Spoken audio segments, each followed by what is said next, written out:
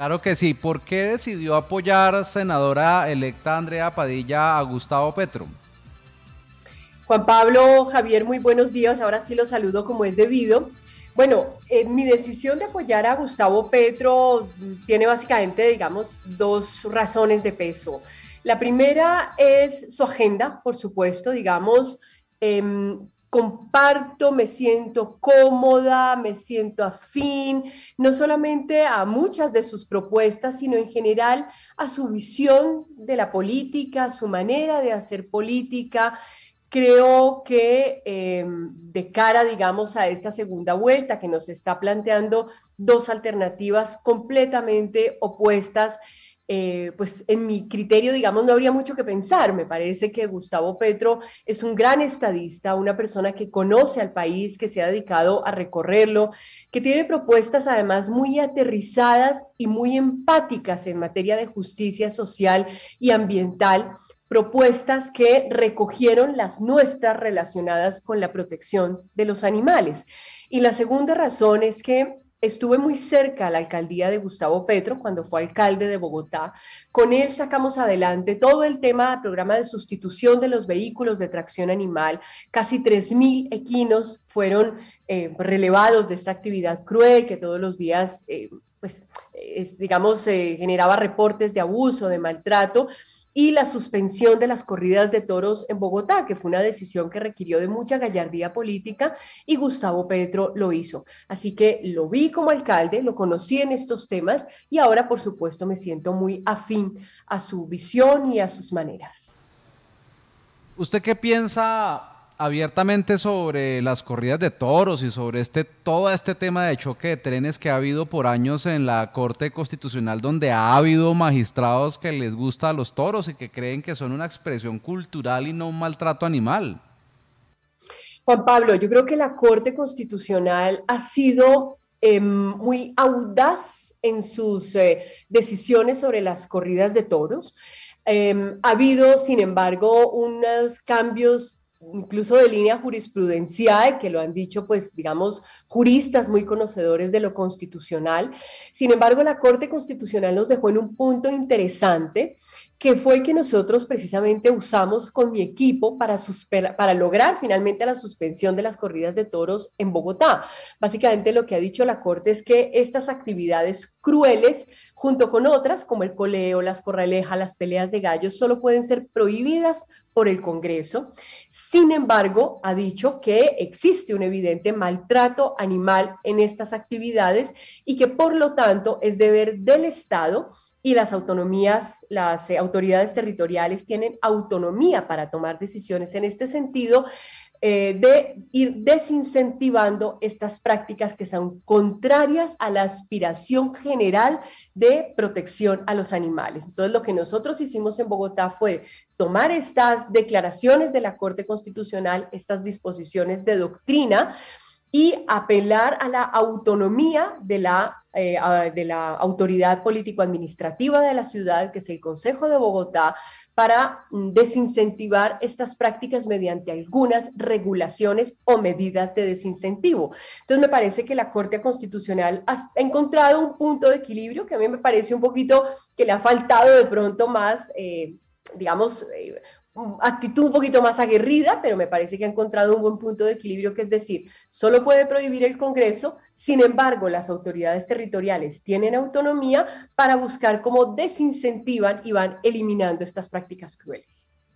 Imagínese que este mes en Ibagué estamos de San Juan y San Pedro y pues con el COVID-19 y la anterior administración no se daban las famosas cabalgatas. Imagínese, senadora Padilla, que ahora a la cabalgata de Ibagué le ponen el nombre de desfile de caballos para tratar de camuflar algunos vicios que pueda haber en algunos casos de maltrato animal. ¿Usted qué puede hacer por los ibaguereños ambientalistas que no gustan de estas cabalgatas? Sí, Juan Pablo, yo creo que ese es un cambio de nombre para, digamos, las cabalgatas. Ese término está un poco desprestigiado y genera mucha controversia. Yo creo, Juan Pablo, este tema en particular, las cabalgatas, es un tema lamentablemente muy arraigado en el país. Hay municipios que tienen hasta 70 cabalgatas durante el año, y es innegable que hay una economía pues alrededor de esta actividad. Yo creo particularmente frente a este tema que tenemos que avanzar, Juan Pablo, con una regulación muy estricta, pero muy estricta, nada laxo. Me refiero, por ejemplo, a que se limite considerablemente el número de caballos, no ver esas cabalgatas multitudinarias, sino que se limite considerablemente, que las horas se restrinjan, ¿no? No estas cabalgatas de mediodía, de 8 o 10 horas, donde los caballos terminan amarrados y tirados en cualquier parte, sino que sea un tema de muy pocas horas, que se prohíba definitivamente el comercio y el consumo de licor durante la actividad, que se prohíba que la actividad esté acompañada de ruidos, equipos de sonido, música, pólvora, que se prohíba dejar a los animales amarrados en cualquier lugar después de la actividad. Yo creo que esas son unas medidas básicas que se deberían adoptar. Lo mismo, en la vía del desincentivo.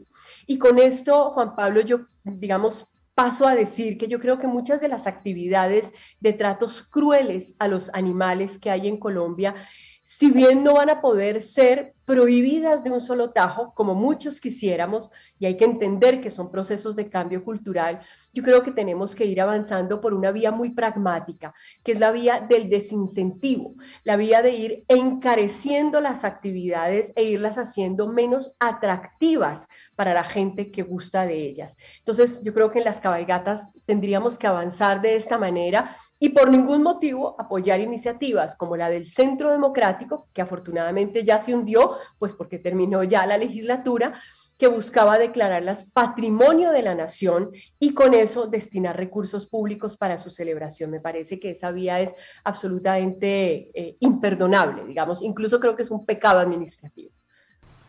Javier. Bueno, senadora Andrea Padilla, ayer estamos chequeando aquí sus publicaciones en Twitter y nos sorprendió uno en donde descalifica fuertemente a Rodolfo Hernández. Dice usted textualmente: qué vergüenza, este tipo horrible puede llegar a ser presidente de Colombia, parece un personaje de Sin Tetas No Hay Paraíso.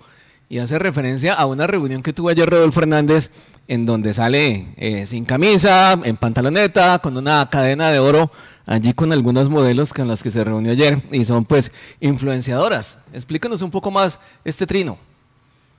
Sí, Javier, yo creo que más allá de que haya querido hacer una parodia o la intención que haya tenido con este video, me parece que los colombianos no podemos y las colombianas no deberíamos permitirnos enaltecer esta clase de códigos culturales, que son códigos que a todos nos reenvían, queramos o no, a una cierta cultura mafiosa, donde se exalta el oro, ¿no? La propiedad, la riqueza, donde se exaltan las chicas lindas, ¿no?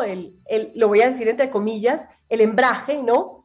Donde se exalta ese consumo, digamos, que está asociado a un cierto estatus económico, ¿no? En este caso es el tema de la carne, y en general donde se exalta una cierta forma de vida que nos remite a algo que ya queremos superar los colombianos, que es esta cultura mafiosa de la exaltación del poder, del dinero, del machismo, de la ostentación. Hay que recordar, Javier, que en una entrevista el señor Hernández exaltó al señor Pablo Escobar como un gran empresario colombiano. Lo dijo en sus propias palabras. Entonces me parece que esta exaltación y esta suerte de nostalgias, ¿no? Por esa cultura del enriquecimiento y de la ostentación, son códigos culturales y morales, por supuesto, que los colombianos debemos superar y de ninguna manera exaltar, así sea mediante parodias. Y con esto también recojo, digamos, esa exaltación a la cultura de las mujeres prepago y, ¿no? que hay en las telenovelas colombianas, el disparo, el mafioso, eso hay que superarlo. Me parece que debemos es estar en la línea de exaltar otras cosas y particularmente con este candidato deberíamos es estar escuchándolo, escuchando sus propuestas, qué piensa de Colombia, qué va a hacer frente a todos los temas, cuál es su posición frente a las crisis ambientales, es decir, eso es lo que deberíamos estar viendo en este señor a pocos días de la segunda vuelta y no esa exaltación a esa cultura que hay que superar. Bueno, senadora electa Andrea Padilla, muchísimas gracias por estar con nosotros hoy en Econoticias de Ecos del Conveima en Ibagué. Usted es muy amable. A ustedes, muchas gracias, Juan Pablo y Javier. Un abrazo, igual que a toda la audiencia.